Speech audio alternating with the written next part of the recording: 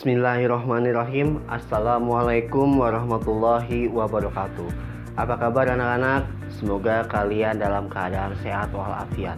Alhamdulillah, kita bertemu lagi di dalam kegiatan pembelajaran kita dalam rangka pelaksanaan pembelajaran jarak jauh di masa pandemi COVID-19. Anak-anakku sekalian, hari ini kita akan belajar tentang tema 1, subtema 1, pembelajaran 4. Sudah disiapkan bukunya? Mari kita buka bukunya bersama-sama. Ya, anak-anak, sebelum belajar, marilah kita sama-sama berdoa kepada Tuhan Yang Maha Esa. Semoga apa yang kita laksanakan hari ini, pembelajaran yang kita laksanakan hari ini dapat bermanfaat bagi kalian dan dapat menjadi bekal bagi kalian di masa yang akan datang.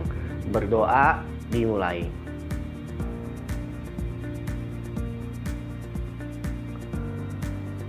Berdoa selesai. Baik anak-anak, sekarang kita buka bukunya. Tema 1, subtema 1, pembelajaran 4. Anak-anak sekalian, mari kita sama-sama buka buku di halaman 31 ya. Tema 1, subtema 1, pembelajaran 4. Kemarin kita sudah belajar sama-sama tentang nilai-nilai Pancasila dalam kehidupan sehari-hari. Pancasila itu mengikat anak-anak, dasar dari negara kita, negara Indonesia. Kita semua tahu negara kita itu sangat luas, berbagai macam suku, budaya, bahasa, agama, dan lain sebagainya.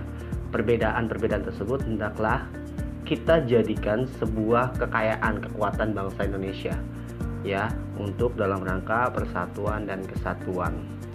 Nah, anak-anak, bicara soal Indonesia, tentunya kita juga mengetahui wilayah Indonesia itu merupakan negara maritim, di mana daratan itu lebih sedikit dibandingkan lautan. Jadi negara kepulauan anak-anak ya, terdiri dari pulau-pulau besar dan pulau-pulau kecil. Kemarin juga kita sudah mengetahui seperti ini kiranya peta Indonesia. Kita saksikan. Ini adalah peta Indonesia ya, peta Indonesia dari Sabang sampai Merauke.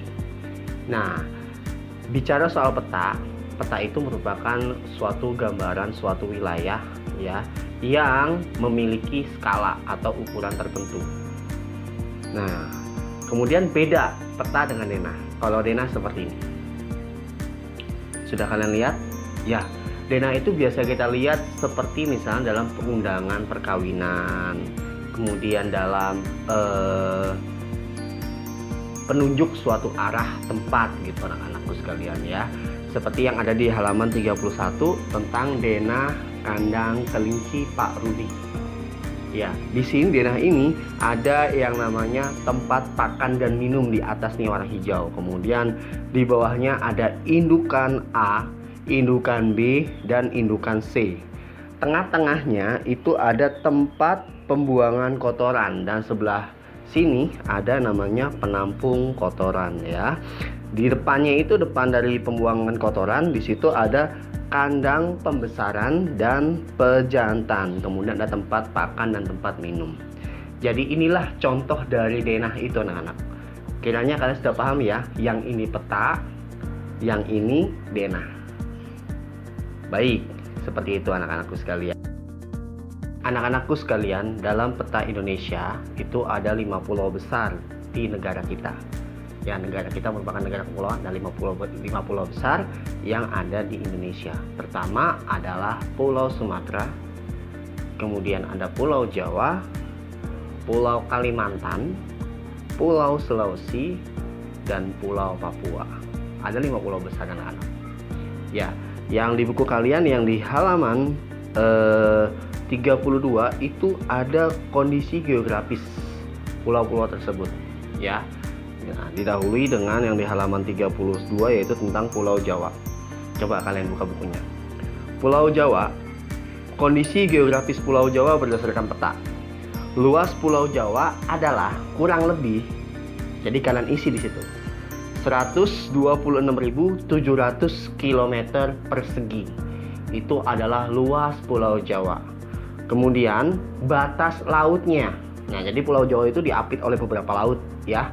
Batas lautnya adalah sebelah utara dibatasi oleh Laut Jawa. Kemudian sebelah selatan oleh Samudra Hindia.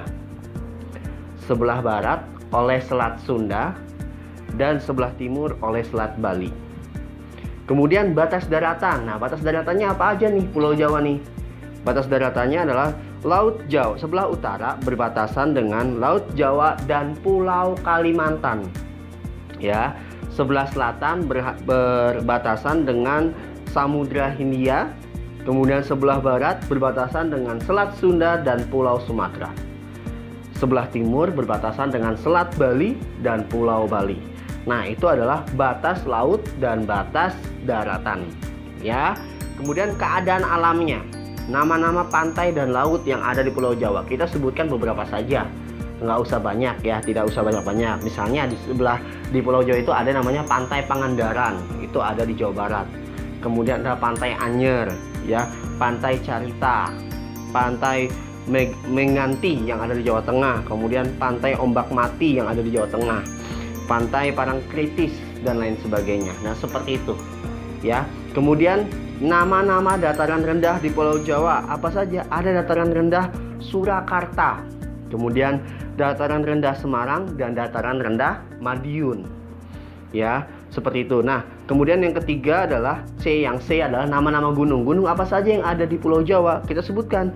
Gunung Ciremai ada di Jawa Barat, Gunung Merapi ada di Jawa Tengah, Gunung Papandayan ada di Jawa Barat, Gunung Salak ada di Jawa Barat, Gunung Sumbing, Gunung Merbabu ada di Jawa Tengah. Seperti itu ya anak-anak ya. Jadi kalian nanti buatlah ini ya, informasi tentang infografis dari Pulau Jawa berdasarkan peta. Kalian bisa cari sumbernya melalui internet atau melalui peta ya, melalui peta atlas ya. Baik anak-anak, itu tugas yang pertama adalah kalian kerjakan halaman 32 sampai halaman 35. Nah, ini halaman 32 sampai 35. Kalian kerjakan di buku tematik. Hasil dari pengerjaannya kirim ke WA pribadi Bapak. Ya, paham ya anak-anak ya. Nah, selanjutnya anak-anak kita lanjut ke halaman 37. Nah, di sini ada bacaan tentang gotong royong modal dasar pembangunan. Ya, kita baca sama-sama terkait dengan buku ini ya, buku tematik ini, karena nanti kalian akan ditugaskan untuk menentukan ide pokok yang berada di setiap paragraf pada bacaan tersebut ya. Mari sama-sama kita baca. Gotong royong modal dasar pembangunan. Gotong royong merupakan modal dasar bagi terciptanya suasana kemasyarakatan yang harmonis. Mengapa demikian? Karena dengan bergotong royong, masyarakat akan sering melakukan silaturahmi dan kerjasama, sehingga terjalinlah solidaritas. Seiring dengan munculnya rasa solidaritas inilah akan muncul juga rasa empati dan simpati di antara masyarakat yang akan mempererat dan memperkuat hubungan masyarakat. Nah, itu adalah paragraf 1. Paragraf itu terdiri dari beberapa kalimat. Ya, kalimat itu dari kata dari huruf. Nah, paragraf itu lebih condong ke kanan setiap paragraf membedakannya. Nah, setiap paragraf pasti ada yang namanya ide pokok, yaitu ide dasar daripada sebuah paragraf tersebut. Jadi ada ide pokok atau kalimat utama dan juga ada kalimat pengembang atau kalimat pendukungnya di sana. Ya anak-anak ya. Ide pokok itu sebagai dasar dari paragraf tersebut. Jadi sebelum kita membuat paragraf, maka kita harus membuat dulu ide pokoknya. Kemudian diikuti dengan kalimat-kalimat pengembang. Ide pokok ada di 3 bagian. Bisa di awal paragraf, bisa di tengah paragraf, dan ada di akhir paragraf. Ya, kita saksikan paragraf pertama tadi. Kira-kira di mana ide pokoknya menurut kalian? Apakah ada di awal, tengah, atau di akhir? Ya, betul. Ide pokok dari paragraf pertama tentang gotong royong modal dasar pembangunan adalah ada di paragraf di kalimat pertama yang berbunyi, gotong royong merupakan modal dasar bagi terciptanya suasana kemasyarakatan yang harmonis. Nah, itu adalah dari ide pokok paragraf pertama.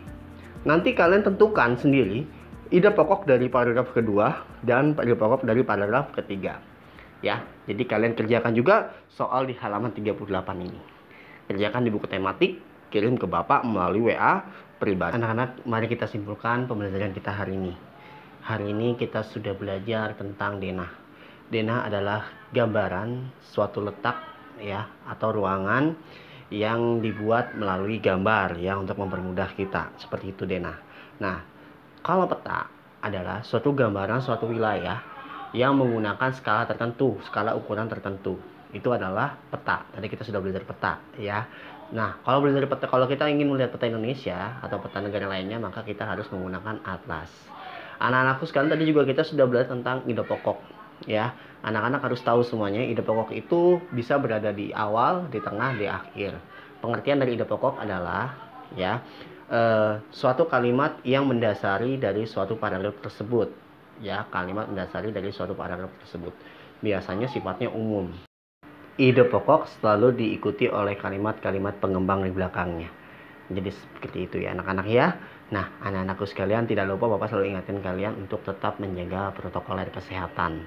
Ya, semoga pandemi ini cepat berlalu sehingga kita bisa bertemu kembali di sekolah dalam keadaan sehat walafiat. Cukup sekian dari Bapak, mari kita akhiri dengan doa bersama-sama. Berdoa dimulai.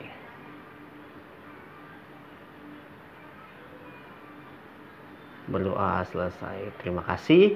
Wabillahi taufiq wal hidayah. Wassalamualaikum warahmatullahi wabarakatuh.